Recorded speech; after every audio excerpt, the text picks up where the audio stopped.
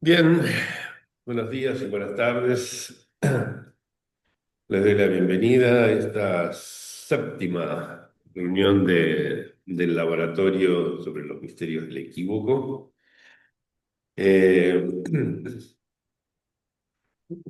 para la cual esta vez pude hacer un poco más de trabajo organizativo previo. Así que no va a ser tan desordenado el planteo de lo que estuve elaborando como el de la vez pasada. Si bien a algunos pareció gustarles más ese planteo desordenado que cuando vengo con las cosas muy armadas. Bueno, en fin. Esto tiene que ver también con una pregunta que vengo haciéndome últimamente. Últimamente quiere decir hace unos 20 años, con más intensidad hace unos 10 y con insistencia, digamos, en estos últimos años, que es la función que debe tener una escuela de psicoanálisis. Porque hay eh, dos enfoques diferentes. Me parece que, digamos, uno que tiene que ver con resolver el problema del lazo entre los psicoanalistas, que no es fácil, que creo que eso es lo que trató de hacer Lacan. Luego, otra teoría que tiene que ver con que la escuela debería ser un lugar donde se pase del saber supuesto al saber expuesto, ¿sí? O sea, algo que hace girar, digamos, la cosa alrededor del saber. Eh, y bueno, a eso es lo que estoy dándole vuelta, porque hay algo de eso que no me cierra completamente. Particularmente, por ejemplo, por lo que yo hago aquí, que me parece que es un trabajo propio de la escuela, y sin embargo no estoy transmitiendo ningún saber, más bien estoy compartiendo con ustedes eh, un estilo de pensamiento, una manera de circunscribir determinados problemas, ¿sí? Debatir, es decir, armar lo que Miller llamaba una transferencia de trabajo, ¿sí? Es decir, armar debates orientados, ¿sí? Respecto de ciertos problemas. Entonces, bueno, creo que si simplemente viniera aquí a contarles lo que yo sé o lo que se sabe, si quieren, impersonal, estaría haciendo algo parecido a lo que se puede hacer, qué sé yo, en cualquier instituto de enseñanza, de la universidad también, ¿sí? Y sería incluso peor, tal vez, porque como para hablar acá no necesito rendir ningún concurso, concurso verdadero, como se hace en las universidades serias, entonces podría estar diciendo cualquier cosa. Y eso me parece que lo que produce simplemente es una degradación del saber y no algo que estimule la producción de saber. Entonces me pregunto yo realmente qué es lo que hago acá. También le pregunto a ustedes qué harán acá si yo confieso de entrada que vengo a compartir con ustedes lo que no sé. Pero bueno, creo que es una... oh, qué alegría, Susana. De Bariloche hasta aquí. Sí, también. Del avión directo. Bienvenida. Bueno, tenemos aquí una habitué de nuestro laboratorio, Susana Sanón, recién llegada del avión de Bariloche. Bien, gracias por venir. Eh, bueno, y una de las tantas cosas que me tiene muy contento hoy, tal vez en algún momento las enumere, es que en el poquito tiempo que pude dedicarle a la preparación de esta reunión del laboratorio, hice algo que a mí me parece que nos va a ayudar a avanzar, que es organizar lo que venía discutiendo sobre el autismo hasta el momento, en estas últimas reuniones sobre todo, alrededor de preguntas que son problemas. Y esa mínima organización, que no es exposición de un saber, insisto, sino que es interrogación de lo que algunos piensan como abordaje de ciertos problemas, ¿sí? Y debate argumentado respecto de las maneras de pensar el abordaje de esos problemas, Eso ya me parece un gran paso. Creo, entre otras cosas, que era eso fundamentalmente lo que hacía Freud, por ejemplo, en sus reuniones de los miércoles con sus colegas, ¿sí? No enseñaba lo que sabía, sino que mostraba cómo él pensaba los problemas, ¿sí?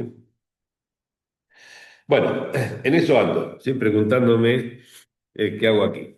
Entonces, organicé lo poquito que pude organizar de esto en torno a las siguientes preguntas. Primero numero las preguntas y después voy a lo que pude poner ahí al refri. La primera, importante es, siempre hablando del autismo, ¿no? Si hay constitución de significantes o no. Es una cuestión que me parece clave, ¿sí? No va de suyo que para el autista se constituyan significantes, ¿sí? Los significantes no son algo que anda allí en el mundo en una bolsa, insisto, son algo que debemos producir cada vez por medio de un aparato de lectura, ¿sí? Si pensamos el significante como un montón de papelitos metidos en la gran bolsa del otro con mayúscula, ¿no es cierto? Estamos fritos para pensar este asunto. Debemos pensar que el significante se produce cada vez por medio de un aparato, ¿sí? Entonces, si hay constitución de significantes o no, es una pregunta que se abre a partir de esto, ¿sí? Bueno, segunda pregunta, entonces, ¿qué ocurre con la lengua? Separado, la lengua y junto, la lang, ¿sí? Si quieren, ¿qué ocurre con la lengua? ¿Sí? Eh, conectado con esto también, claro. ¿Qué ocurre con la voz en el autismo? ¿Sí? ¿Por qué? Por caminos muy diversos, fui llegando al problema, nuevamente, que plantea cómo se constituye un significante, ¿sí? Y que requiere, entre otras cosas, separar del flujo fónico la función de la voz. Porque si queda pegada a la función de la voz, es una sonoridad que además no se desprende del enunciador, ¿sí? El sujeto de la enunciación, ¿sí? Debería estar, no solamente no hay intervalo, no hay separación. El fonema producido por una persona y el producido por otra persona serían distintos y no el mismo fonema. No se puede armar el sistema diferencial saussuriano, digamos. Entonces la voz cumple ahí un papel fundamental, sobre todo la separación de la voz respecto del flujo fónico, ¿sí? Después, ¿qué ocurre con las funciones de lo imaginario? Ya hice algunas referencias a esto, pero recuerda, hice una distinción entre lo imaginario como registro, ¿sí? Y las funciones de lo imaginario, ¿sí? Y esas funciones de lo imaginario que vengo explorando en los últimos años, tomando principalmente cosas de Lacan, inciden también en particular en la manera en que eventualmente, a partir de un chorro de sonidos, ¿qué tal? Se puede recortar ese chorro de sonidos para producir las unidades mínimas que llamamos significantes y que pueden dar lugar a la formación de cadenas. Entonces, ¿qué ocurre? ¿Qué pasa con las funciones del imaginario? Otro problema que discutimos bastante la vez pasada. ¿Hay defensa o no en el autismo? Es más, lo generalizo, ¿hay defensa o no en algún lado, en alguna estructura? ¿Tiene sentido la noción de defensa? ¿Qué pasa con la pulsión? Otro problema, ¿sí? ¿Qué pasa con el goce? Conectado con el anterior, ¿sí? Y último, last but not least, ¿cuáles son las implicaciones éticas de nuestras hipótesis? Por ejemplo, en cuanto al abordaje que hacemos de nuestros analizantes. Entonces, estos son los problemas que pude formular como preguntas, por eso estoy muy contento, ¿sí? Y con los cuales pienso hacer, primero, un reordenamiento de lo que estuvimos trabajando para agruparlo en torno a los problemas, lo que antes apareció de manera un poco dispersa. Segundo, retomar el hilo de este libro maravilloso de Maneval, maravilloso porque me parece tremendamente criticable, ¿sí? Eso es para mí un buen libro, ¿sí? Los malos libros son los que no se pueden criticar, ¿sí? Este, Me parece que hay muchas cosas que son criticables, discutibles, etcétera, entonces me encanta. Eh, Pude resumir las cosas que me interesaba transmitirles de otro libro que no lo traje aquí para no andar cargando tanto peso, un libro de Michel Grolier, que leí también hace 3 años. Grolier se escribe con doble L, ¿sí? Grolier, ¿sí? El libro está en francés, no fue traducido, se titularía Autismo y esquizofrenia, historias entremezcladas, respuestas variadas, ¿no? Y es un libro que esencialmente busca transmitir un poco en la estela de Maleval, que se ve que debe ser un discípulo de Maleval. Maleval le hace el prólogo, por ejemplo, al libro de Grolier. Hay muchas referencias a Maleval, pero digamos está centrado fundamentalmente en por qué es necesario hablar del autismo como una cuarta estructura, separada de neurosis, psicosis y perversión, ¿sí? Una estructura aparte, ¿sí? Que es digamos, el punto fuerte lacanismo en los últimos años, ¿no? Hablar de una estructura autística independiente de eso, ¿sí?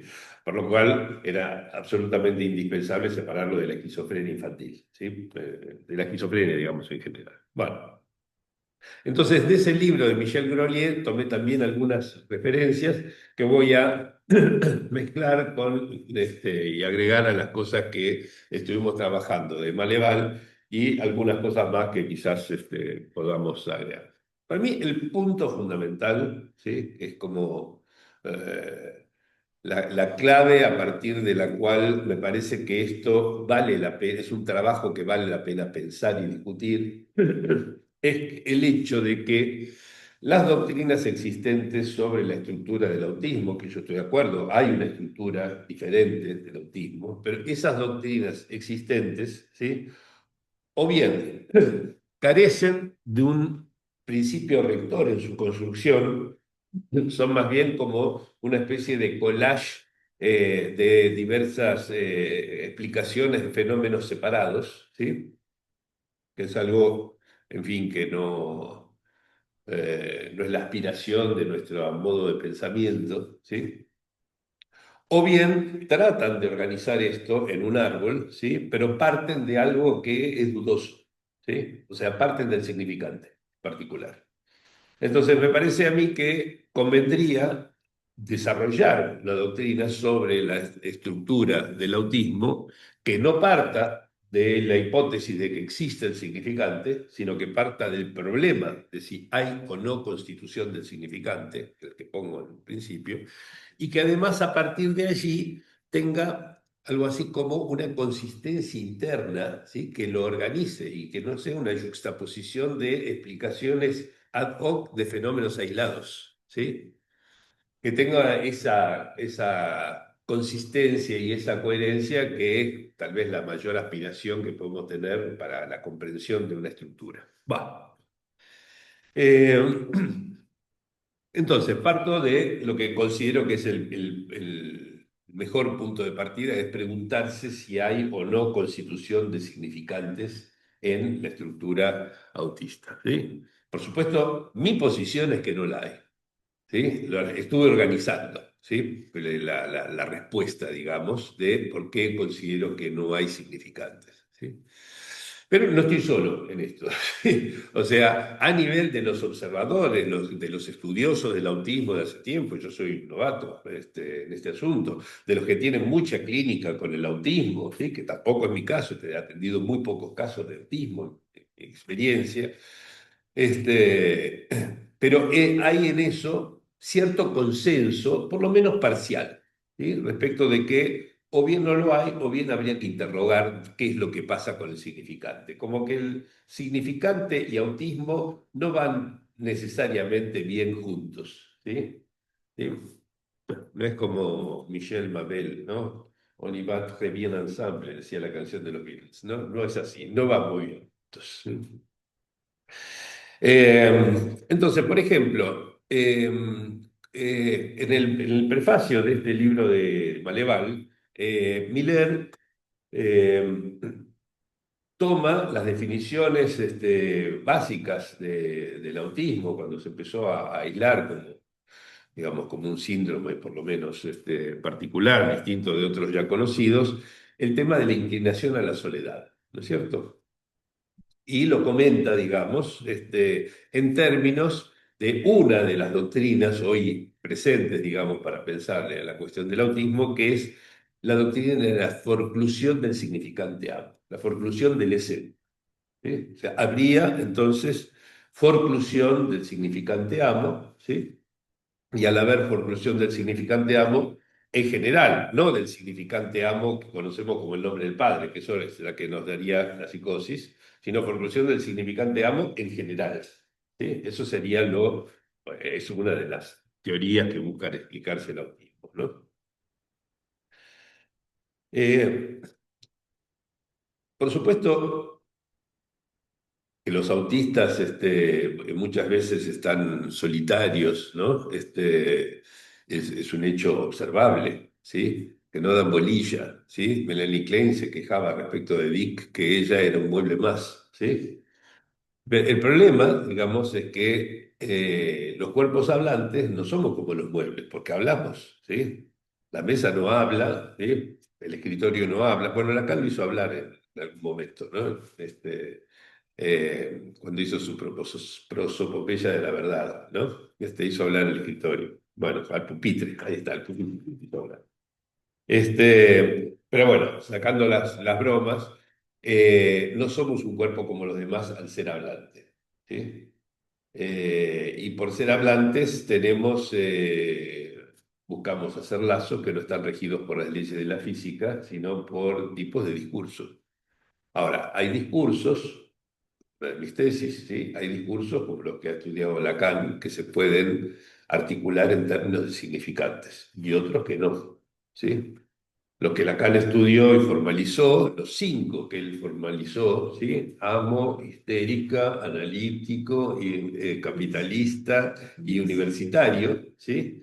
Los cinco se pueden más o menos definir en términos de significantes. Más o menos, el capitalista no me convence del todo, pero pongámosle que sí, ¿sí? Ahora bien, el discurso científico no va con eso. No va con eso. ¿Y por qué destaco este asunto de que el discurso científico no se sostiene en significante? Fundamentalmente por la afinidad que tienen los autistas con el discurso científico, a diferencia de la mayoría de las personas. Y por otra parte, por el hecho de que si no necesitan el significante, qué interesante, hay un discurso que hace lazo y no necesita el significante, tal vez entonces la manera de trabajar con los autistas sea, por ejemplo, por medio de hacer uso de ese tipo particular de lazo, ¿sí? El lazo científico, o cualquier forma de lazo que no requiera del significante, ¿sí? O sea, que requiera números, signos, letras, en fin. Bien. ¿Por qué? Porque sin significante, ¿sí? No hay lazo en el sentido de los cinco discursos formalizados por Lacan, ¿sí? Pero podría haberlo en el sentido de otro discurso. O sea, esta soledad del autista, ¿sí? ¿Qué nos dice acerca del tipo de lazo, ¿sí? Que podría o no establecer con los otros? ¿Sí? Porque, como dice, todos subrayan, podrán tener una inclinación, con muchos pares de comillas, a la soledad, ¿sí? Pero buscan conectarse también, ¿sí? Y hacen esfuerzos denodados por encontrar las maneras de ubicarse dentro del mundo, etcétera. Son realmente muy trabajadores. Si uno ve las autobiografías de autistas que han logrado hacer un uso de la palabra como para poder comunicarse con otros e incluso publicar libros que hablen de su experiencia, ven que es un flor de trabajo. ¿Sí? No es poco el trabajo que se toman. Entonces, que estén inclinados a la soledad tal vez no es una expresión muy feliz. ¿Sí? Pues inclinación sería algo así como un gusto, ¿sí? ¿No? Como, ¿no? Una pendiente hacia eso, etc. ¿Por qué se toma? Si tienen esa inclinación, ¿por qué se tomarían el trabajo de llevarle la contra? ¿No? Bien, entonces, en este sentido es que lo de la inclinación a la soledad me parece como para repensar, ¿sí? En cambio, Michel Grolier, este autor que no traje el libro, pero que traje algunas notitas para compartir con ustedes, subraya la ausencia en el autismo de un discurso que haga lazo, y eso está muy bien, ¿sí? Ahora, eso está directamente vinculado, a mi entender, ¿sí? Con el problema de que se constituyan o no significantes, ¿sí? Porque uno puede ver que los autistas sí hacen lazo. No es que no hacen ningún lazo, sino que hacen lazos que no estén mediados por significantes. Si están mediados por letras, lo hacen, ¿no es cierto? Si están mediados por signos, también pueden constituir de esa manera un lazo. Entonces, dentro de los lazos, ¿sí? Primera cuestión, tal vez no restringirlos a pensar que haya cuatro, como Lacan dice en algún momento, ¿sí? Tal vez no restringirnos a que haya solamente discursos que sean, como el capitalista, variantes de los cuatro pensados por Lacan, ¿sí? Porque todos esos dependen de que haya significantes por allí, ¿sí? Y mi propuesta de pensamiento es no suponer que exista el significante, sino que el significante debe ser producido. Y si debe ser producido cada vez, entonces el modo de hacer lazo debe ser producido cada vez. ¿Está? Y podría haber lazos que no dependan del significante, como por ejemplo lo que produce el discurso científico. Valeval, retomo cosas que había dicho la vez pasada, en la página 52 dice que los autistas no están encerrados en su mundo, ¿sí? Sino que tienen problemas del lazo, ¿sí? Ahora, Maleval dice que es por angustia, ¿sí? Y no por incomprensión. O sea que está apelando de alguna manera a la idea de defensa y no a la falta del significante que sería la materialidad con la cual se construye el lazo con el otro. ¿Se entiende la diferencia del planteo, no?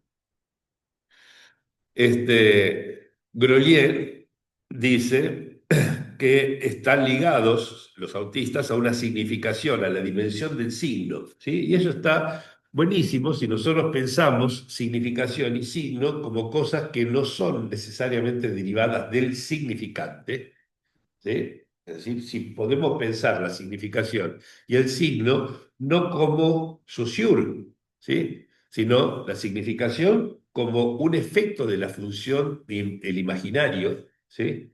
Y el signo como una relación de tipo unívoca, las que vimos cuando me puse un poco matemático, en la reunión donde traje un poco de matemáticas, ¿sí?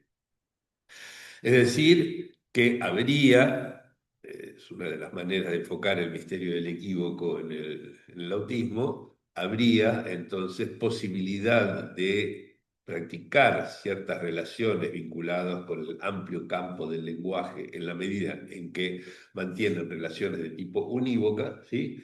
Pero imposibilidad, ¿sí? de producir relaciones de tipo multívoca, como las del equívoco, precisamente, o la polisemia, o lo que sea, que son de tipo multívoco, ¿sí? No necesitamos entonces suponer, ¿sí? que el autista se defiende del equívoco, ¿sí? Sino que no tiene con qué abordarlo, con qué construirlo, con qué emplearlo, digamos. Y por lo tanto, sí, carencia de la dimensión del equívoco, es posible que se constituya un significante, ¿sí? Porque es una condición necesaria. Tendremos que volver sobre estas cosas con detención, detalles, microscopios, ¿no? Pero me parece que esa es una vía de abordaje que puede ser fecunda, ¿sí? Grolier dice que hay rechazo o falta de un significante que muerda la vida del sujeto, que produzca goce en su cuerpo. En vez de ese primer significante inscrito en el cuerpo vivo, que sería el S1, habría el uso de objetos como signos del goce sin apoyo significante, etc. O sea, me resultó interesante esto que dice Grolier en la página que es 176 y 103 de su libro, ¿sí? Por lo siguiente, primero, ¿cómo articula las dos cosas, no? Rechazo de un significante que muerda la vida del sujeto o falta del significante. Son dos posiciones distintas, ¿no? Es que rechaza ese significante, o sea, se trata de una defensa, ¿sí? Va de retro significante, ¿sí? o significa, o leemos esto en el sentido de que carece del significante que permitiría hacer esa conexión con la vida del sujeto, ¿sí? Con las cuestiones del goce, como dice aquí, ¿no? Eh, la teoría de la forclusión del significante amo, ¿no? Que está ya latente en esto que está diciendo Grolier aquí, que trabaja Mareval también en su libro, ¿sí? A mi entender, presupone que el significante podría estar en el mundo, ¿sí? Y que es objeto de una operación particular que es el de la formación, ¿sí? Yo creo que no necesitamos suponer que exista el significante y por lo tanto no necesitamos plantearnos su formación. Es como leer Sí, Susana. la enseñanza del, o sea, o lo lees desde el comienzo de la enseñanza de Lacan, que Sí. va desde la suposición del lenguaje, o lo lees del final de la enseñanza de Lacan, donde lo que cuenta es cuerpo, goce, y entonces son dos perspectivas totalmente distintas. De escuchar se me ocurrió Sí, esta. sí, y hay una tercera, que es la que me gusta, ¿sí? Que tiene, por así decirlo, que no es ni de izquierda a derecha, ni de derecha a izquierda, sino que va desde otra tercera dimensión, ¿sí? Porque pone el acento en lo singular. Lo singular es el síntoma. En eso estamos de acuerdo todos, ¿sí? Lo singular es el síntoma, ¿sí? Sí estoy en lo cierto de considerar como una posibilidad el síntoma como un aparato de lectura, ¿sí? Y que en esa lectura, al producir los significantes, algunos síntomas, o no producir algunos síntomas, lo que decide, ¿sí? Son ciertos modos de gozar, como lo mostré en el ejemplo del equívoco de Saussure. Lo que, ¿se acuerdan, no? Si je l'apprends, ¿sí? Desde hace 25 años discuto ese mismo ejemplo de Saussure, el problema de la delimitación de las unidades significantes, ¿sí? Del Tratado de Lingüística de Saussure, ¿sí? ¿Cómo defino si es esta lectura o es esta lectura la que hago? Solo el goce puede definir, ¿sí? Entonces, allí estamos al mismo tiempo, ¿sí? En un abordaje que mezcla, por así decirlo, el problema del significante y el problema del goce, o sea, del cuerpo, ¿sí? Por eso digo, no es que lo miro o desde la primera o desde la última enseñanza de Lacan, sino que es una que conjuga las dos, ¿sí? En esta clave, digamos, de pensar a partir de lo singular, es decir, a partir del sí. Bueno,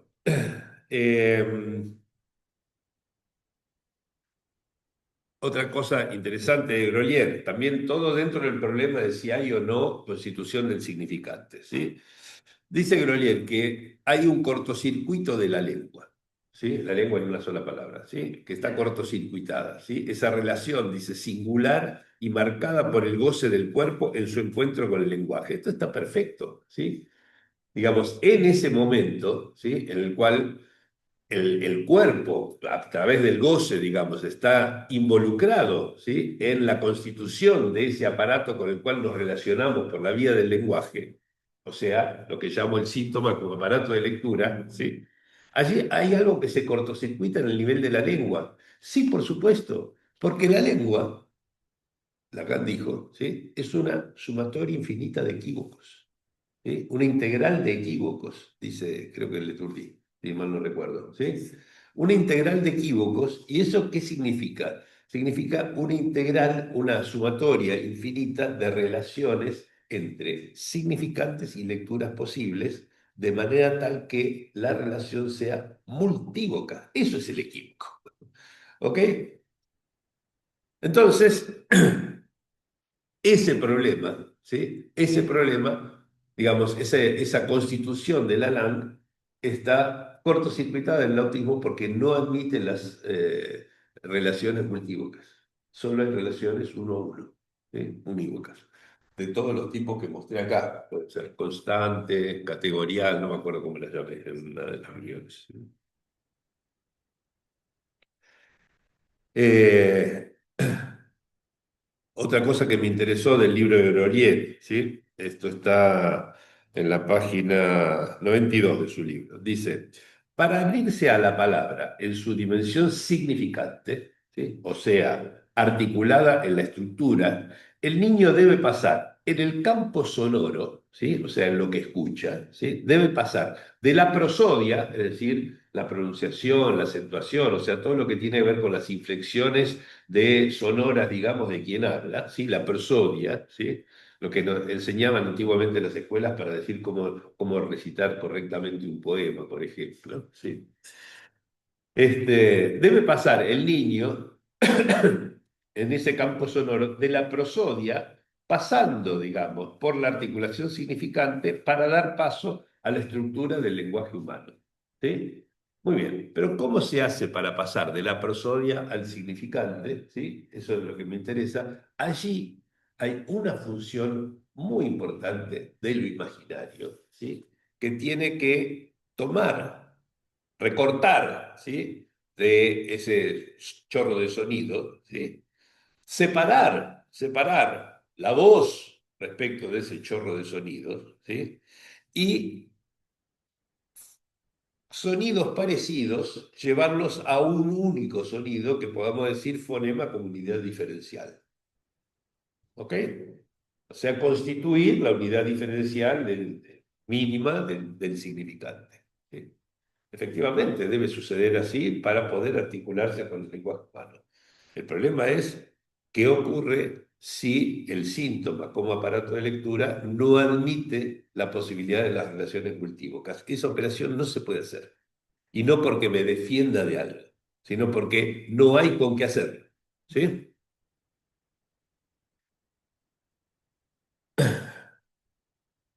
Además, esto es importante, ¿sí?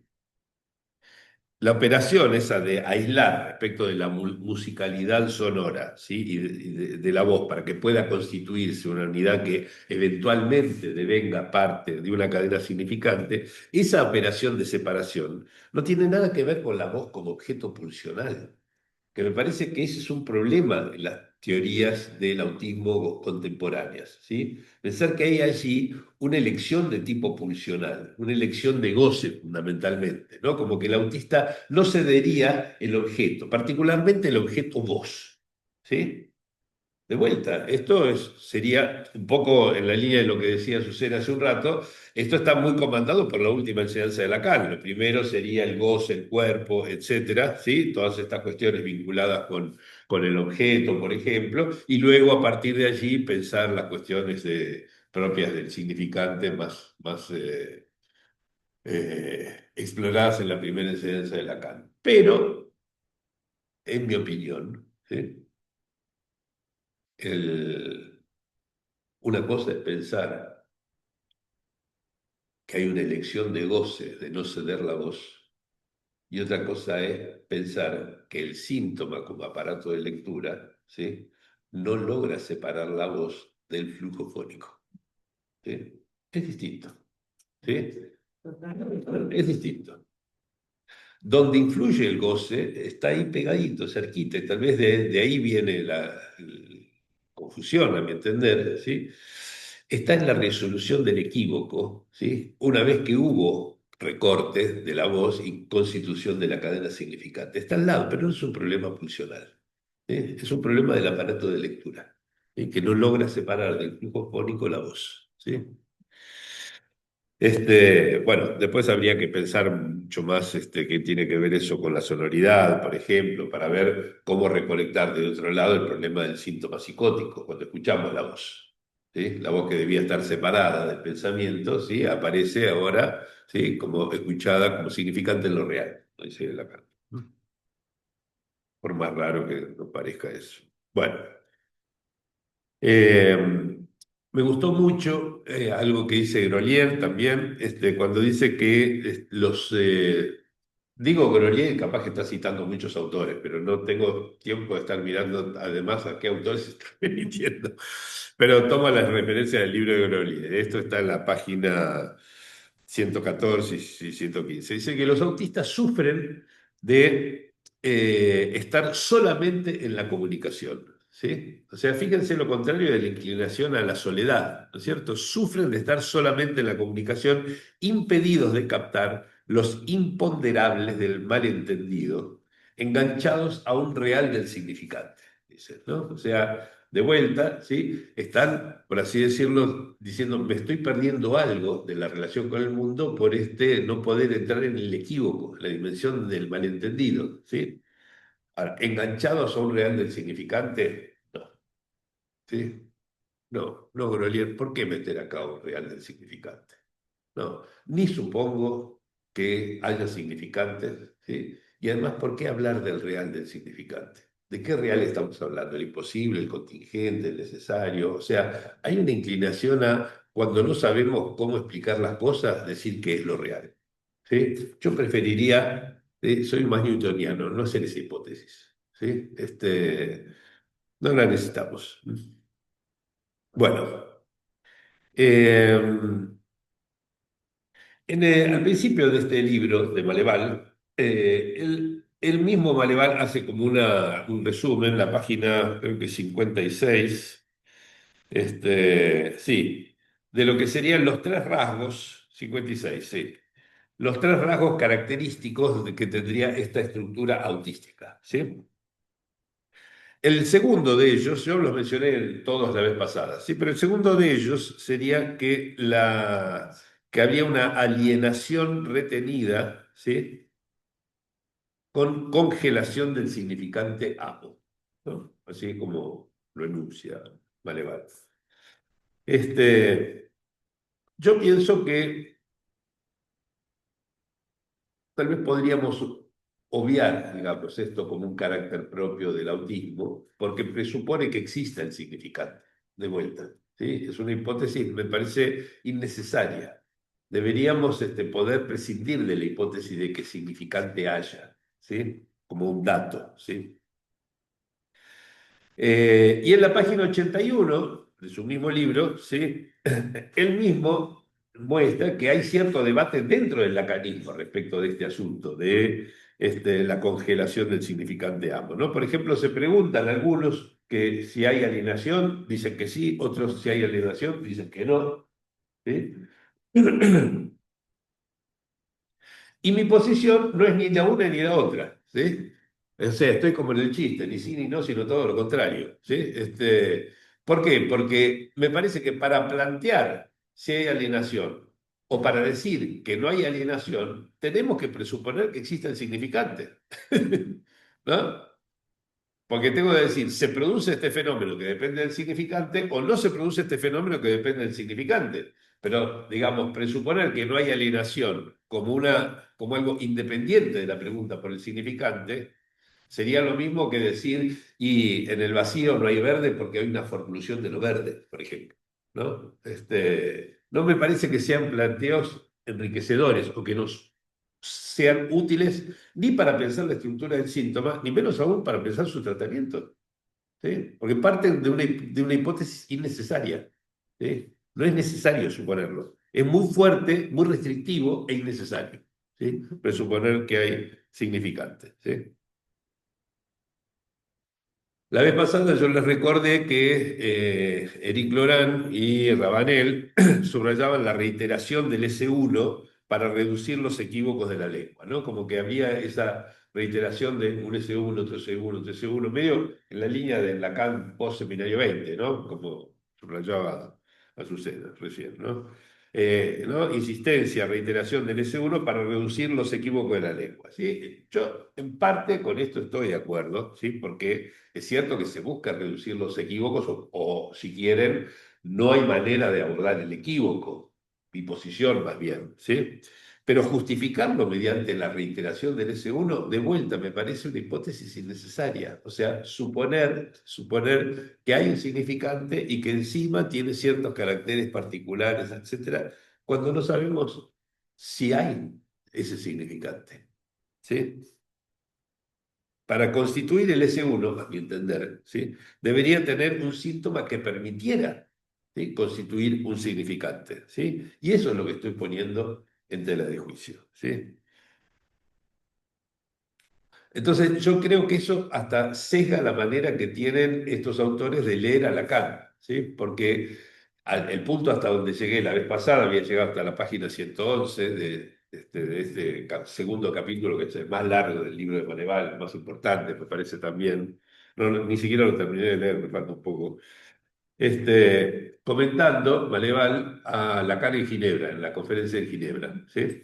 La conferencia sobre el síntoma, ¿no? Donde es uno de los pocos lugares donde Lacan habla un poco del autismo, y dice son más bien verbosos, ¿no? Este, ¿Y qué dice como lectura de esto Maleval? Dice que Lacan con esto pone en primer plano una lengua hecha de ese uno solos. ¿Sí? Vuelta. No me parece que sea lo que dice Lacan cuando dice que son más bien verbosos. ¿Sí? ¿Por qué presuponer que entonces está diciendo que son, que formaron la lengua de ese uno solos? ¿Sí?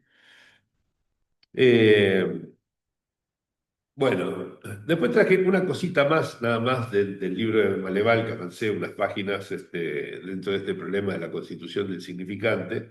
En las páginas 131 y 132, este, compara, digamos, lo que sería una estructura autista con una no autista, ¿no? En la no autista, dice, la significación se alcanza por la relación entre términos, y esto requiere un trabajo del juicio al que el autista caneriano no se arriesga. ¿Sí? ¿Cuántas presuposiciones que hay en esto? Primero que sería un trabajo del juicio, ¿no? Articularlo, ¿sí? ¿No? Alcanzar la significación por medio de un trabajo del juicio. Ni comento, porque si me pongo a comentar esto, terrible. Pero encima, ¿sí? Que el autista no se arriesga a esto, otra vez es pensar, primero, que se trata de una defensa y segundo, presupone que el autista es una especie de cobarde. ¿Sí? Como dije la vez pasada, ¿sí? La noción de defensa es prácticamente inseparable de la noción de cobardía del sujeto, ¿sí? Y me parece que carga, digamos, de una significación la posición del analista en relación al analizante que medio extravagante. Pero en esas mismas páginas, Maleval dice que el ideal del autista sería tener un código, ¿sí? Por afán no de simplicidad, sino de univocidad, ¿sí? O sea, un sentido igual una palabra, ¿no? Una relación es uno. En eso creo que todos estamos de acuerdo, es un hecho de observación y es lo que yo llamaba la posibilidad de hacer relaciones de tipo unívoco y la imposibilidad de hacerlas de tipo multívoco, ¿no? Bueno, todo esto es lo que reuní bajo el título de la pregunta, del problema, de si hay o no constitución de significante en la estructura autista. Bueno, ese es mi punto number one. ¿Sí? El segundo, que está articulado con este, pero que tiene ya una derivación particular y que un poco mencioné en esto, es entonces qué ocurre con la lengua. ¿Sí? Si está en tela de juicio la cuestión de que haya constitución del significante, bueno, ¿qué pasa con la lengua? ¿No? Porque la lengua, eh, si la pensamos en una sola palabra, ¿sí? Sería un integral de equívocos, y los equívocos tienen una relación de significantes y lecturas, ¿sí? Que tenemos que seguir explorando, interrogando, ¿sí? Pero bueno, el problema de la lengua está, por así decirlo, justo al lado, ¿sí? Del problema de la constitución o no del significante, ¿sí? Maleval resume, digamos, en su libro las dos formas que suele tomar la lengua, en dos palabras, ¿sí? La lengua del autista, que son la lengua privada y la lengua factual. ¿Sí? La lengua privada es una lengua que él solo entiende.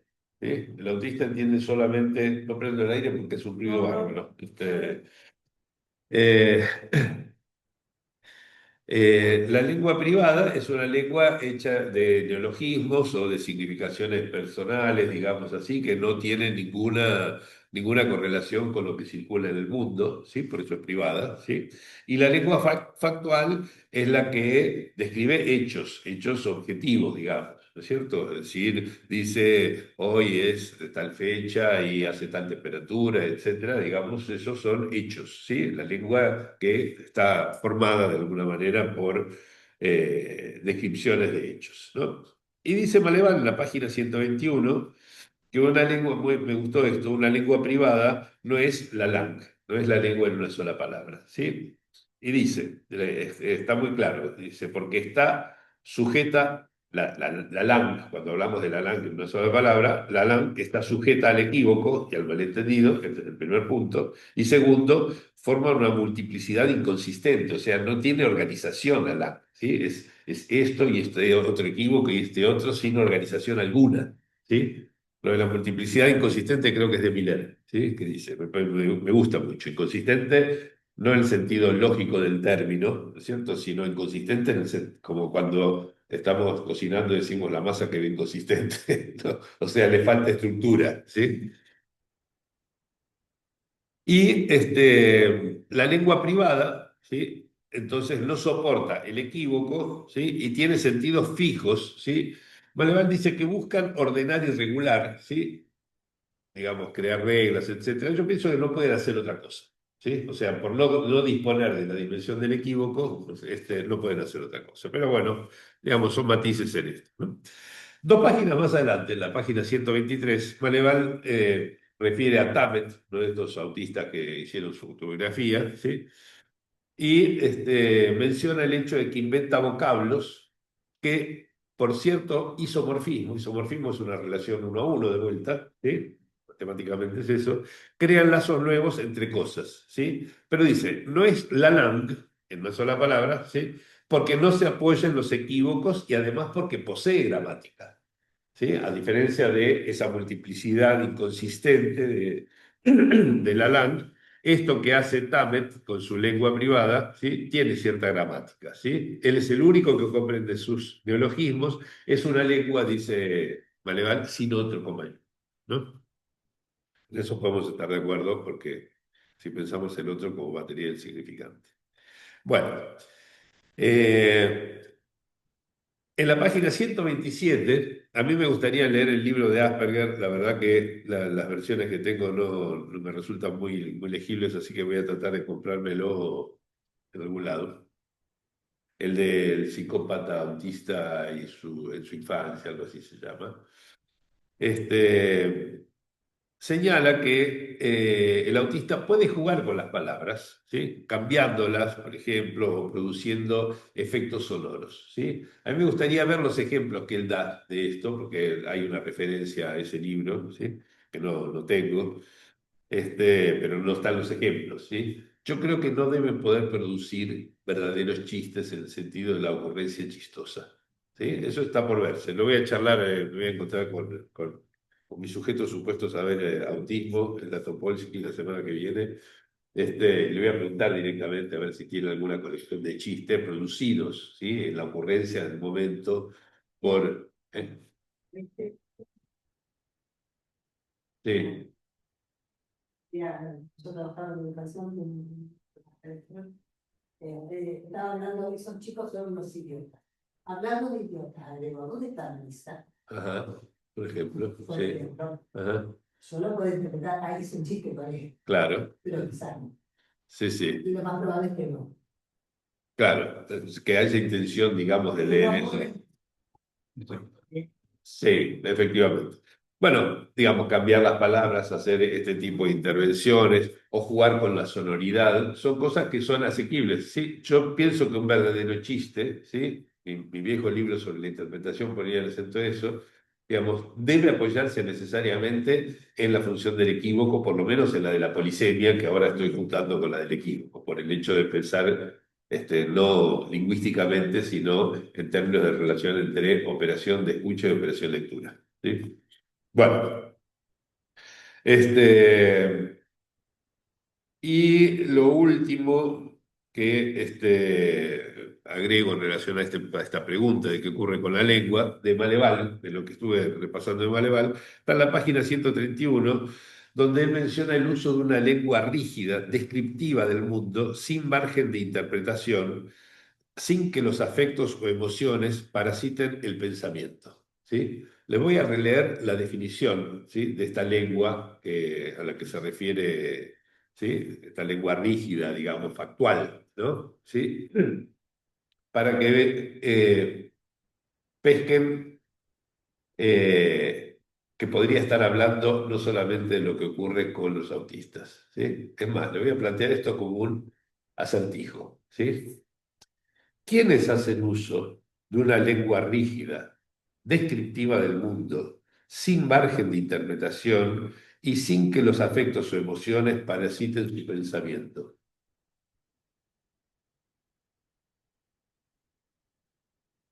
Observaciones. Los científicos, claro, justamente. Nació de eso, de ese afán, ¿sí? Precisamente hacer una lengua rígida que describa el mundo sin margen de interpretación y donde los afectos o emociones no parasiten el pensamiento. Eso es lo que define el discurso, el lazo que llamamos discurso científico, ¿sí? Entonces, en este sentido, la homología entre la lengua factual del autista y el discurso científico es 101% exacta, ¿sí? O sea, si ustedes le sacan esto, ¿sí? Lo ponen en otro lugar, ¿sí? Y dicen de qué está hablando, no pueden deducir que está hablando del autista, está hablando del científico. ¿Qué decía eso, Susana? Eso tiene bastante. En una actividad que realizamos en Bariloche, salió un político de la municipalidad que además es científico. Entonces le di el espacio para que, como lo había declarado de interés municipal, que hablara. Y él dijo algo que nos encantó a todos. Yo escribo un trabajo científico y si me busco no me encuentro ahí. Claro. Si me busco no me encuentro ahí. Efectivamente es así. Sí. Sí, sí, tal cual. Si me busco no me encuentro allí. Es que si uno se encontrara allí ya no sería científico, incluso vale la contraria. Es así, tal cual. Muy bien, gracias por el comentario. Me encantó. Bueno, esto con respecto al segundo problema, pregunta, que es qué ocurre con la lengua. Pero ven que plantearlo de esta manera, ¿sí? Tiene la ventaja de que nos ofrece maneras de tratar el autismo. Por ejemplo, acercarnos al autista con un tipo de lazo social que sea asequible al autista, ¿sí? Con lenguaje factual, ¿sí? No pretender, por ejemplo, que haga poesías, que use nuestra manera de equívocos, que haga chistes, no pretender nada de eso, sino su estructura es tal que admite relaciones biunívocas, entonces puede hacer lazo social bajo la forma del discurso científico o sus derivaciones, como digo, el discurso tecnológico también tiene el mismo carácter, en fin, ¿no? Y algunos otros. Bueno, tercer pregunta, problema. ¿Qué ocurre con la voz? ¿Sí? Algo dije ya, ¿sí? Dice Grolier, el autor que estuve comentando hasta ahora, ¿sí? Aparte de Maleval, ¿sí? El joven autista no discrimina la voz humana de los otros sonidos. La voz no es signo de la presencia del otro semejante, ¿no? Me pareció buenísimo esto. Porque si no discrimina la voz humana de los otros sonidos, ¿sí? Hablando del niño, ¿cómo podría algún aparato separar la voz respecto del flujo fónico? O sea, está diciendo de otra manera lo que vengo insistiendo, es necesaria una operación que separe la voz como tal del flujo fónico, que es una secuencia sonora, ¿sí? Para con eso constituir las unidades significantes. Pareció buenísimo, realmente. Esto está en la página del libro de Grolier, en la página 73 y 94. Ustedes dos cositas que dice ahí. Después, acá recorté algo que dice un poco más adelante, en la 92, pero por un gusto personal. Dice que la voz encierra un indicio de la singularidad del bebé. Y por eso, dice, sus progenitores pueden reconocerla, entre otros, ¿no? Este, es cierto, digamos, esto, y no corresponde solamente a lo que ocurre en los seres hablantes, ¿no? Es lo que las experiencias, por ejemplo, de cómo los pingüinos en Tierra del Fuego reconocen a sus crías entre millares de todos esos, lo reconocen por la voz que tienen. Sí, los científicos han logrado detectar eso, es la voz lo que reconoce. Y ahí se orientan en ese mar de ese pingüinar, no sé cómo se dirá, orientados por la voz. Este acento en la singularidad, ¿sí? Me parece muy rico por dos cosas. Pero cuento primero la anécdota personal, digamos. No es necesario que esa voz, para poder reconocerla en su singularidad, sea conocida. ¿Sí? Uno podría presuponer que sí, debería ser conocida para eso. No es así. ¿Sí? Hay otra cosa que tiene que ver con la voz y que por lo tanto no depende de la sonoridad, como propio Lacan decía, es áfona, ¿sí? De lo cual tengo una experiencia que voy a comentar, ¿sí? Cuando estaba en el costado, digamos, en el hall, donde estaba al costado del lugar donde iban a hacer por cesárea a mi hijo, ¿sí? En un momento estaba al lado de un edificio, una maternidad de muchos pisos, ¿sí? Y estaba en esa especie de aire luz, como se llama ese tubo, donde hay ventanas y ventilación, ¿sí? Que conectaba todos los pisos, ¿sí? Estaba allí y de pronto tomo conciencia de la cantidad de llantos diferentes que había y que se escuchaban, ¿no? Por una maternidad, ¿sí? Llantos y llantos distintos y sonidos distintos de bebés, etcétera, ¿sí? Y en medio de todo ese mar de cosas, en determinado momento escucho un y digo, ese es mi hijo, que por supuesto no podía haberle escuchado su voz, ¿sí? Hago así, ¿sí? Y veo salir a la enfermera, digamos, que lo traía en brazos para lavarlo, el primer lavado que le hacen y todo eso así, y seguía siendo esa voz, ¿no? Entonces, ni siquiera es que es necesario conocer, pero hay un punto, esto es lo que me interesa, más allá de anécdota para mí inolvidable de esto, el punto de la singularidad, ¿sí? Que está vinculada con esa voz, ¿sí? Si no se produce la separación, ¿sí? Entre la singularidad de la voz, ¿sí? Y lo que escuchamos, ¿sí? No se puede acceder al carácter universal del significante. ¿Sí? Queda, si no se produce la extracción de la voz, ¿sí? Como separación respecto del flujo fónico, ¿sí? ¿Cómo acceder al carácter universal del significante? Queda pegado a lo singular, ¿sí? Es lo que dice este y no otro, ¿sí? O sea, revierto, ¿sí? No es que solamente la singularidad del niño reconocida por los padres, ¿no es cierto? Sino la singularidad de la voz de los padres reconocida por el niño, ¿sí? Bueno, eso me pareció muy interesante, digamos, como para pensar, ¿no? Estos indicios de singularidad. Eh, recuerdan que en esta... ¿Cómo estamos de tiempo? ¿Bien? ¿Eh? ¿Sí? Bien. ¿Eres? ¿Eh? Bárbaro, gracias. Bueno, me traje el reloj. Este, en esa página 56 del libro de Maleval, donde él resume en 3 puntos lo que considera los caracteres principales de la estructura autista, el primero de ellos, que subraya, es la retención de la voz, ¿sí? Bueno, cosa que yo discuto, por supuesto, ya lo he dicho, ¿sí? Eh, Preguntaría en particular por qué ese objeto y no los otros, ¿sí? Creo que, como si la voz tiene un estatus tan particular en el autismo, ¿sí? A que Maleval le dedicó todo un libro antes, ¿no? El autista y su voz, ¿sí? Que está traducido es. No sé si está traducido. ¿Ustedes saben la diferencia autista? Sí, ya se lo tradujo. ¿Sí? No, la verdad que no estoy seguro. Pero el otro, el autista y su voz, sí. Sí. Sí. Pero digo, si tiene esa particularidad, ¿es por el aspecto de objeto funcional o es por la función que tiene en el pasaje del flujo fónico a la articulación de una cadena significante? ¿Sí? Esa es mi gran pregunta, mi discusión, digamos, en relación con esto. ¿Sí? Este, por eso es que, por la página 84, Maleval se pregunta cómo adquirir el lenguaje sin ceder la voz, ¿sí? Yo critico la idea de la cesión del objeto que estuviera allí, ¿sí? Pero si hablamos de separación de la voz respecto de lo que escuchamos, que esa banda sonora que escuchamos, ¿sí? Que es separación que es necesaria para construir mediante el síntoma como aparato de lectura una cadena significante, en ese punto estamos de acuerdo. ¿Sí?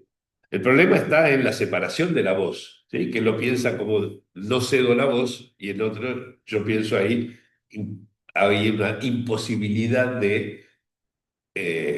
separar la voz del flujo fónico debido a la particularidad del síntoma autista. Es mi manera de pensarlo. Y hay en la página 95, en la línea con esto, Maleván cita a un tal Michel Lemay que dice que el bebé autista se ve más interesado por escuchar una trama sonora que por la emisión de ruidos cuyas diferencias lo encanten, ¿no? Que es escuchar, digamos, con apetito, ¿no? Como llamaba Pichon, la función apetitiva, ¿no? Estas ganas de escuchar esto como palabras, digamos, ¿no? Que es lo que no ocurriría en el caso del autista. No, pero esto de escuchar una trama sonora, de vuelta va en la misma línea de no hay en esto una separación de la voz. ¿Sí? Bueno, en el... Está fresquito, ¿eh? Prendo el aire un poquitito, aunque sea ruidoso, para que no nos quedemos todos enfermos. Y después lo apago. Me dirán después si sobre todo los que están en el Zoom, después avísenme si hace mucho ruido y si dificulta la escucha. Sí, voy a prender acá porque es un hielo. Bueno, decía, el siguiente problema, la siguiente pregunta que pude aislar y organizar para hoy, tiene que ver con lo que ocurre, con la pregunta, digamos, de qué ocurre con las funciones de lo imaginario del autismo. ¿Sí? Que es una manera, por supuesto, de explorar. No, ahí va a aprender. Es una manera de explorar la función las funciones del imaginario en general para ver si entendemos una particularidad que tuvieran esas funciones en el autismo. Ya empezó a sonar el aire. ¿Escuchan bien los que están escuchando por Zoom? ¿Sí? Ok, vamos, lo dejo prendido, así nos descongelamos. Eh,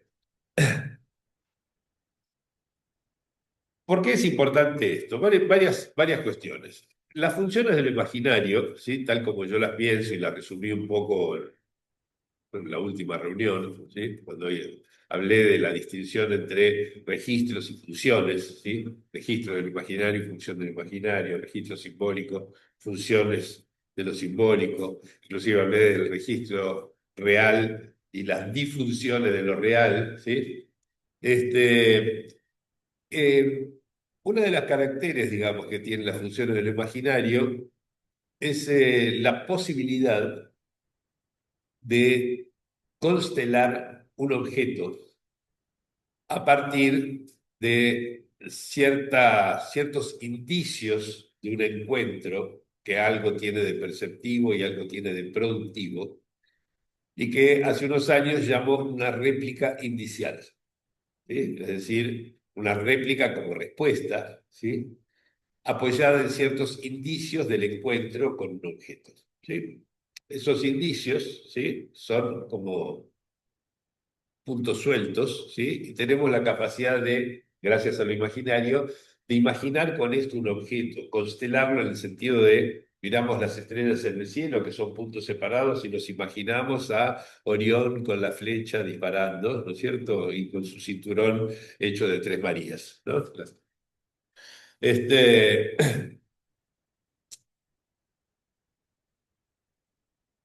esa posibilidad, digamos, de a partir de puntitos crear una forma, ¿sí?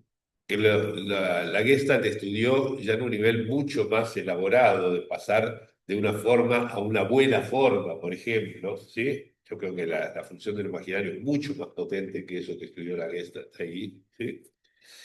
Este, a mi entender, esa función del imaginario es fundamental en el aislamiento de las estructuras.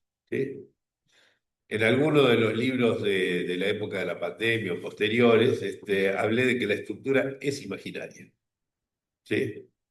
Contrariamente a todo lo que yo mismo había sostenido durante décadas, ¿sí? Que siempre pensaba que la estructura era simbólica. No, la estructura es una función del imaginario, ¿sí?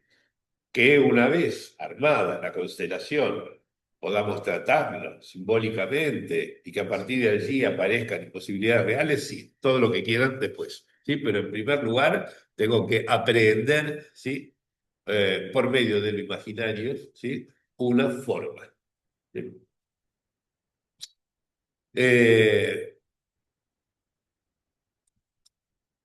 Lo necesario, digamos, ¿sí? Para constituir eso como una estructura, ¿sí? Es que, por lo tanto, digamos que tenga un carácter universal, ¿sí? Es que puede encontrar la misma estructura en una diversidad enorme de realizaciones. ¿Sí? Por ejemplo, cuando hablamos del grupo de Klein, ¿sí? Que todos ustedes deben haber estudiado mucho últimamente, desde que salió el seminario 14 castellano, ¿sí? El grupo de Klein, ¿sí? El grupo de Klein son operaciones de cierto tipo, con inversiones, con oposiciones, bla, bla, bla, etcétera, que solamente forman un grupo porque se puede realizar de 20.000 maneras diferentes, ¿sí? Escribí un artículo hace como 30 años que se llamaba Apología de la Analogía, donde lo mostraba muy detalladamente. Creo que en algún libro lo publiqué. ¿No? Ah, el de Psicoanálisis y Ciencia. Está. Porque no se conseguía la revista. Bueno, la cuestión es que, ¿qué significa esto? Que de ese imaginario, ¿sí? Que formo a partir de la constelación de pequeños datos de una réplica inicial, ¿sí? Tengo que poder pasar a la operación de universalización, es decir, de encontrar la misma estructura en un montón de lados. Y eso un tipo de aplicación multívoca, ¿sí? O sea, de una a varias. ¿Sí? Si ese pasaje de uno a varios, ¿sí? Es imposible de realizar por la estructura que tenga determinado síntoma, como por ejemplo el síntoma autista, ¿sí? Si no puedo pasar de esa manera, entonces la función de construir estructuras no se va a poder realizar, ¿sí? No solamente las estructuras significantes, estructuras cualquiera, ¿sí? Y lo que va a quedar son relaciones, sí directas, posibles, con las imágenes como tal. Las imágenes, lo que vemos. ¿Sí? Esto es algo que todos los observadores del autismo han subrayado. El apego que tienen a la imagen como tal y la dificultad que tienen para despejar una estructura. ¿Sí?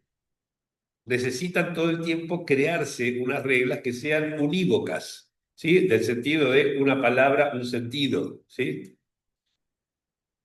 Son dos aspectos correlacionados con problemas de lo imaginario. Entonces, que no atañen solamente al registro del imaginario, que es el de nuestro cuerpo, pero que tienen relación con eso. Porque ¿cómo es que armamos nuestro cuerpo? ¿Sí? A partir de pequeños indicios de correlación entre lo que vemos en el espejo o en el campo del otro, si quieren, en términos generales, y nuestros propios movimientos, relación uno a uno, la correspondencia que Lacan señala en el estadio del espejo del 49, ¿sí?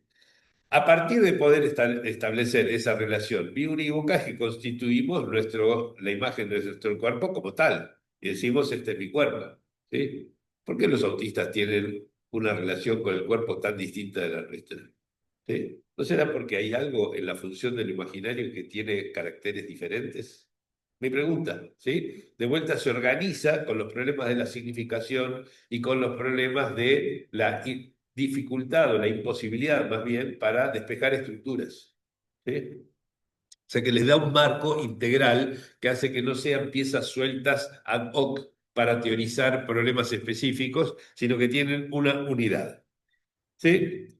Grolier, el discípulo de Maleval, por lo que imagino, ¿sí? Dice directamente, lo alterado en el autista es el imaginario. Estamos de acuerdo. ¿Sí? Lo dice en la página 73 de su libro.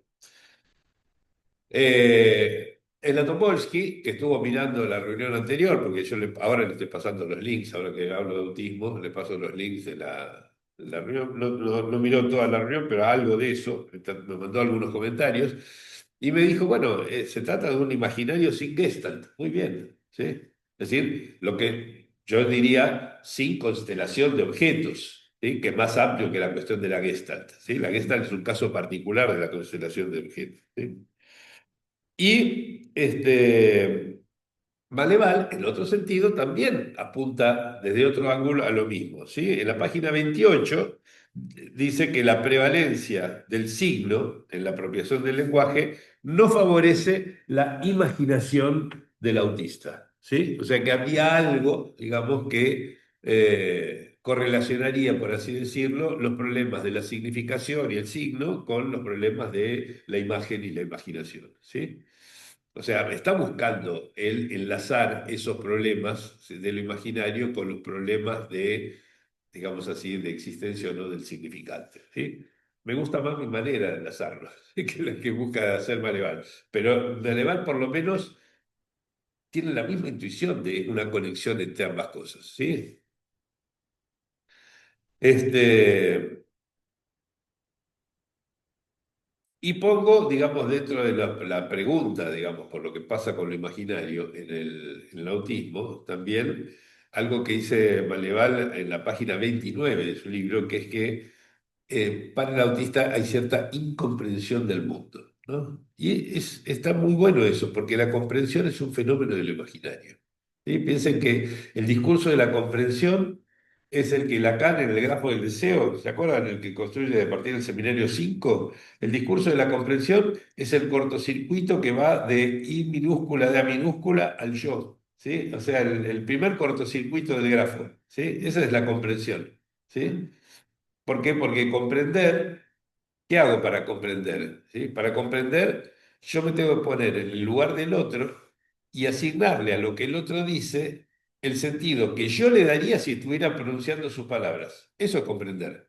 ¿Sí? O sea, elimino lo que el otro tiene de alteridad radical, ¿sí? Con lo que no me puedo identificar, me quedo solamente con aquello con lo que me puedo imaginar, ¿sí? Y con eso produzco una significación. Es necesario que se produzca ese proceso para poder comprender.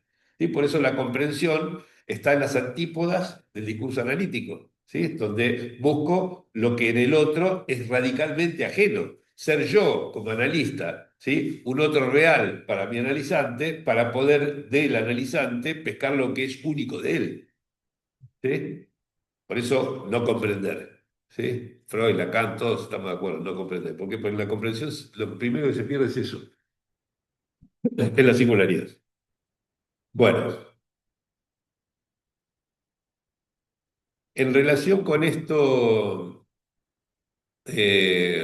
de la defensa, que mencioné un poco al principio, recibí también un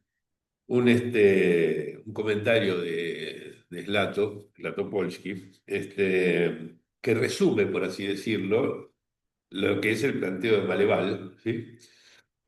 Que, ojo, me parece que a él también le parece discutible, ¿sí? Como que vale la pena discutirlo, ¿sí?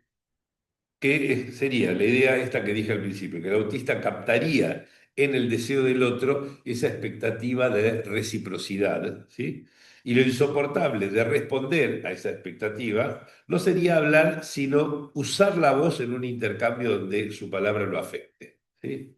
Bueno, esto me parece que está basado en algunas autobiografías de autistas de alto rendimiento, etcétera, que lo han expresado de esa manera, pero no pienso que podamos quedarnos con esta descripción, ¿sí? Con esta idea de que capta el deseo del otro, la expectativa de reciprocidad, etcétera. Me parece una teoría parecida a la de los epiciclos, eh, con la que los últimos tolemaicos trataban de ver cómo se movían los planetas de una manera distinta a las estrellas. Maneval dice que los tres fenómenos que dan cuenta de la estructura, esos que están en la página 56, ¿no? Donde él resume eso, se reúnen en la misma lógica, que es protegerse del deseo del otro, ¿sí? Dominando la cesión del objeto de goce, reteniéndolo o bien cediéndolo con prudencia, ¿sí? Bueno, yo la vez pasada me vino la imagen de la cordillera de los Andes que llega hasta Bariloche, como me recordaba Azucena, no solamente está Mendoza, este, como diciendo, bueno, vemos, ¿sí? Existe esa barrera, ¿sí? Que podemos sentir, digamos, en el autismo. Ahora, leerla como defensa, ¿sí? Tal vez sea una hipótesis innecesaria. ¿Sí? Así como decía, la cordillera de los Andes, ¿sí? Está allí entre Argentina y Chile, ¿sí? Hay que pensar que fue algo erigido para que los chilenos pudieran defenderse de los argentinos y los argentinos de los chilenos, por ejemplo, ¿sí? O es a la inversa, ¿sí? Es la prisión, ¿sí? Que retiene a los argentinos de un lado de la cordillera y a los chilenos del otro y les impide comunicarse, salvo que hagan puentes muy costosos y túneles, etcétera, ¿sí? O simplemente está, ¿sí? Es un hecho y tratemos de ver qué hacemos con ese hecho, ¿sí? Creo yo que la hipótesis de defensa, ¿sí? Es una hipótesis superflua y que además tiene esas consecuencias que digo un poco nefastas. Bueno, ¿de qué pasa con la pulsión? Ya dije bastante, ¿sí? Esta cuestión de la retención inicial de los objetos de la pulsión. El Topolsky me dice que Maneval, en última instancia, ya no considera que se establezca el objeto funcional, o sea que no estaríamos ya tan en desacuerdo, ¿sí? Mi razonamiento es que sin significante, que es mi punto de partida, si no hay significante, no hay D mayúscula, demanda D mayúscula de la pulsión, ¿sí? Y sin ese D mayúscula no hay objeto funcional, ¿sí? No es entonces que no se retenga, que se retenga algo de lo funcional, sino que no se constituye, que no es lo mismo. ¿Sí? Lo mismo con respecto a la voz, ¿sí? La voz no es que se retenga la voz, sino que hay una no separación de la voz por el medio del aparato de lectura sintomal, ¿sí? Lo que pasa con el goce, tengo pocas cosas todavía reunidas bajo esta pregunta, bajo este problema, ¿sí?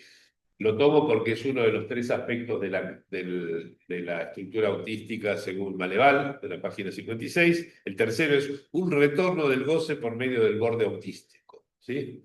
Hay toda una teoría del borde autístico, etcétera, que no voy a discutir ni comentar aquí. Pero en la página 122, un poco continuidad con este planteo, Maleval trae un comentario acerca de Tamet, uno de estos autistas de alto rendimiento, ¿sí? Que recita un poema de números. ¿Sí? Tamet era ese de nacido en un día azul, ¿no? El que todo lo imaginaba con números, los números tenían colores, etcétera, ¿no? Recita un poema de números, dice, con patente emoción, ¿sí? Pero esa patente emoción con que recita el poema de números no toca a los oyentes, ¿sí? O sea, él está emocionado cuando recita su poema, ¿sí? Pero a los oyentes los deja frío, ¿sí? Algo parecido podemos pensar que es suponer que pasaba con Joyce cuando escribía su Finnegan Wake, que parece que estaba muerto de risa todo el tiempo, que no paraba de disfrutar, qué sé yo, pero uno lee el Finnegan Wake y se queda frío realmente, no compartimos algo de eso, ¿sí? Este, pero digamos, en relación con ese poema de Tamet, dice, su lengua es un objeto que procura satisfacciones solitarias. Yo pienso que hay un pequeño prejuicio todavía ahí. ¿Sí? Que la lengua sea un objeto, ¿sí? Y además que le procura unas satisfacciones solitarias. Yo diría, tal vez es simplemente que el otro no puede subjetivarlo, porque el otro, o sea, nosotros que lo escuchamos, requerimos el significante, no porque él pretenda una satisfacción de tipo solitario.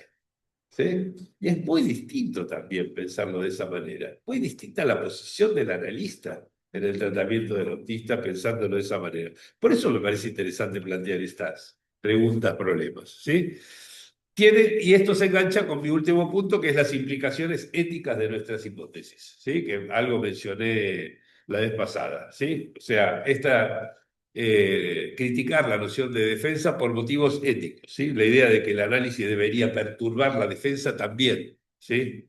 Porque lleva al analista a prejuzgar que en todo cuerpo hablante habría cierta cuota de cobardía al afrontar lo real, ¿sí?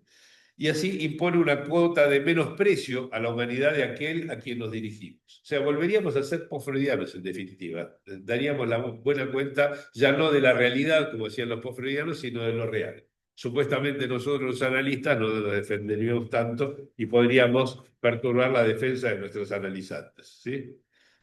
Porque obviamente que esa cobardía nos alcanza a nosotros si somos lacanianos, ¿sí? Porque estamos hechos de la misma masa de aquellos a los cuales amasamos, decía acá. ¿Eh? Gracias. Y lo último que tomo es que algo de Grolier, que dice en la página 85 que los autistas de alto rendimiento se oponen a la patologización del autismo. Quieren que se lo reconozca como otra forma de humanidad. ¿Sí? Y a mí me parece excelente eso, excelente, ¿sí? Porque se me ocurrió compararlo, cuando venía para acá en el subte, se me ocurrió comparar esto con lo que ocurre con el daltonismo, por ejemplo. ¿Sí? El daltonismo, el daltónico no puede distinguir entre un par de colores, ¿sí? Por ejemplo, el verde y el marrón, ¿sí? No los puede distinguir. No es que no ve ningún color o que ve todos iguales, sino que generalmente son pares de colores que no distingue, digamos, que le resultan así. Bueno, yo pienso que no ponemos en tela de juicio la humanidad del daltónico, ¿no es cierto? Y yo creo que de la misma manera tienen razón los autistas en pensar que se trata de una forma de humanidad diferente, el hecho de, a partir de lo que perciben en el sonido, no poder recortar algo como una cadena significante. Muy parecido al problema del daltonismo en términos amplios, digamos, no pretendo hilar fino con esto, ¿sí? Bueno, dejo unos minutos como para charlar. Les traigo algunas de las razones de mi alegría últimamente, que ya estamos en las pruebas de imprenta del seminario 15 en castellano, estamos en las pruebas de imprenta de Lacan Redivivus, ese gran volumen que salía en el 21, también ya está, probablemente si todo va bien, salgan las novedades de agosto de Paidós. En el seminario 15 no sé en qué estado está, pero un poquito después, tal vez, seguramente en este año sin problemas, ya estamos ahí en la recta final. Así que tengo muchos motivos de alegría, además de poder compartir con ustedes las preguntas que me hago. Bueno, dejo abierto abran directamente el micrófono sin levantar la mano los que tengan ganas de participar o ustedes que están aquí también. Con mucho gusto. ¿Resultó más o menos claro el planteo de hoy? ¿Sí? No pretendo que lo suscriban. Me gusta ser criticado, pero por lo menos que sea claro el planteo. Hola, Victoria, hola, ¿qué tal? ¿qué tal? Bueno, es la primera vez que entro a escuchar este seminario eh, y la verdad que me resulta todo una postura muy novedosa y le agradezco para investigar este tema del autismo. Eh, Particularmente tengo práctica con sujetos autistas y me gustó mucho esta pregunta de pensar si es que en realidad no hay significante. Entonces, eh, es otro eje, hay que pensar todo de nuevo, digamos. Pero bueno, agradezco y me entusiasma muchísimo la investigación. Gracias. Gracias a vos, Victoria.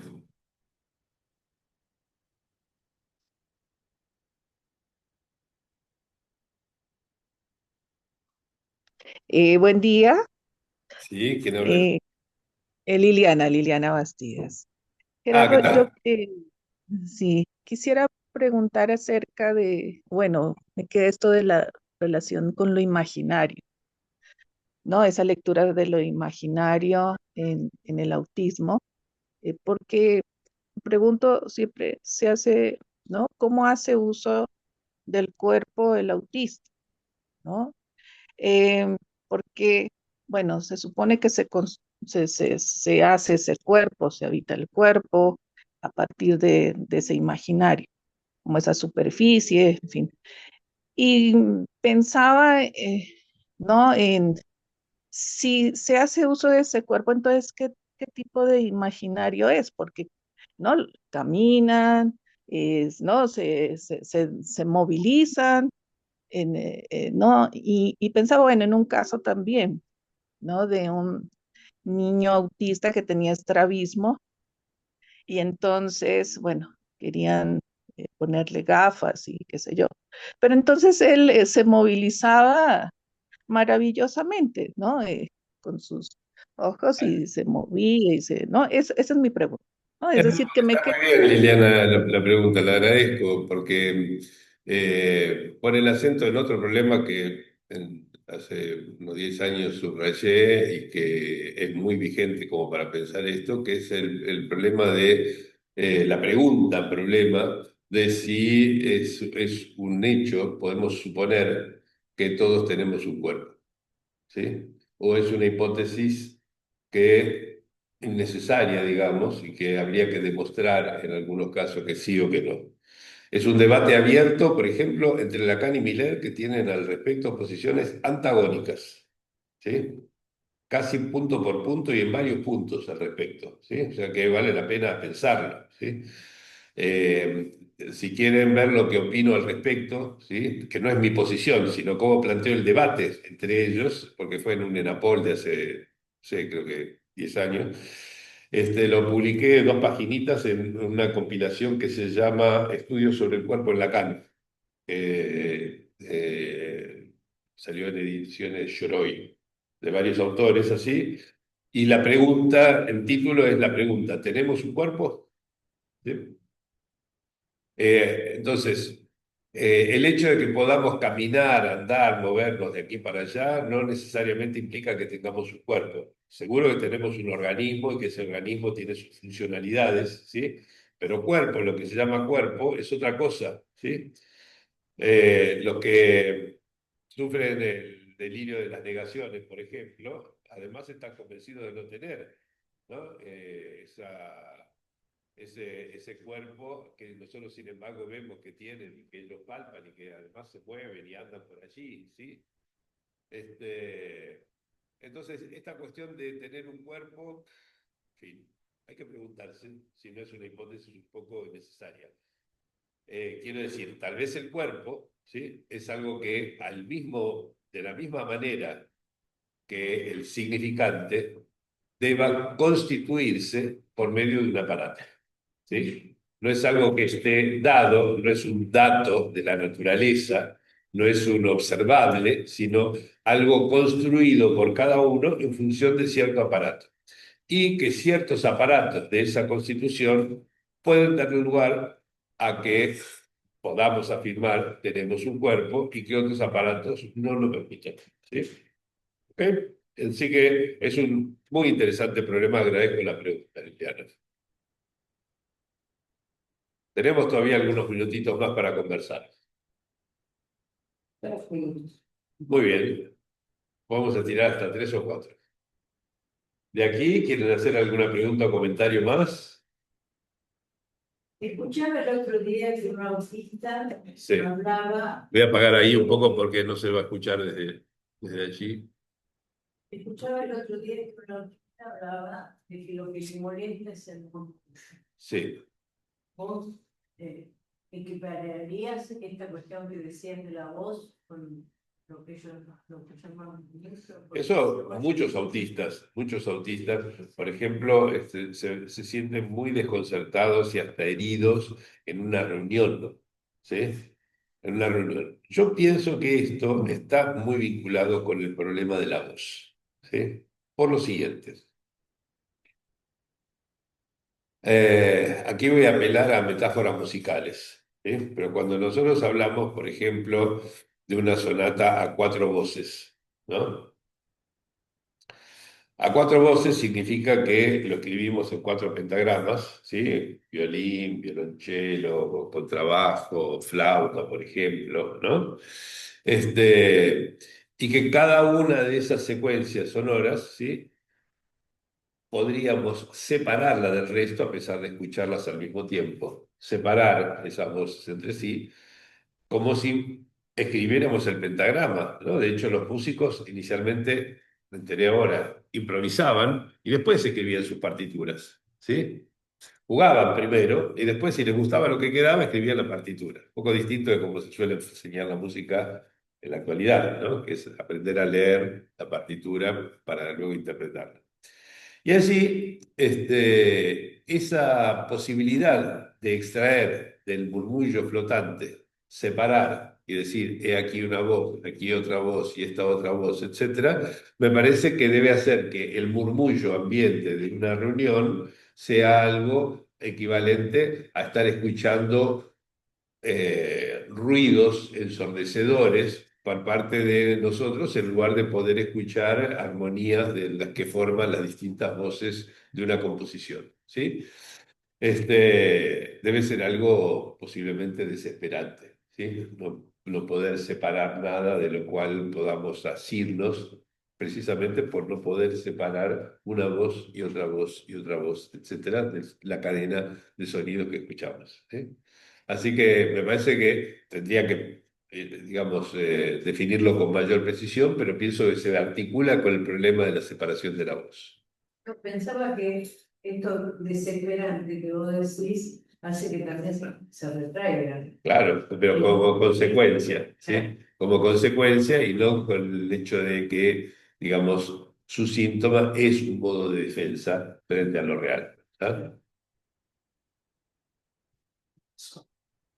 ¿Qué más? Punto que equipara con la zona de tener un cuerpo, con imposibilidad de contacto, ¿no? El Claro. cuerpo Ajá. se tiene a veces como extranjero, Sí, el mismo, y exacto. que uno lo ve inclusive en su forma de moverse es diferente, Sí. su forma de caminar es diferente, cuando hace rocking, Ajá. muchos Sí. estereotipos corporales. Hay algo de la relación con el cuerpo que es distinto de cómo vemos la relación con el cuerpo que tenemos los no autistas y que tenemos en la relación los no autistas con los autistas. ¿Sí? Son formas diferentes, efectivamente. Y yo creo que esto puede ponerse a cuenta, ¿sí? De que hay efectivamente un imaginario que tiene una manera de operar distinta, particular, ¿sí? Que incide en la relación con el cuerpo, pero también en la imposibilidad de sostener relaciones de tipo multívoco y por lo tanto en la imposibilidad de separar estructuras universales, en particular la del significante, con todas las consecuencias que eso tiene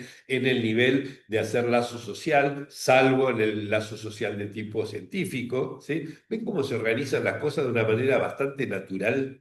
Si lo pensamos con esa perspectiva, a mí por lo menos me resulta más convincente, ¿sí? Esta manera de articularlo que las otras que andan por ahí en boga, ¿sí? Será criticable, qué sé yo, pero por lo menos le encuentro una unidad interna, ¿sí? Llegamos a la hora de la despedida. La próxima vez será el 10 de julio, ¿no es cierto? ¿Sí? Muchas gracias por haber estado. Gracias, chao.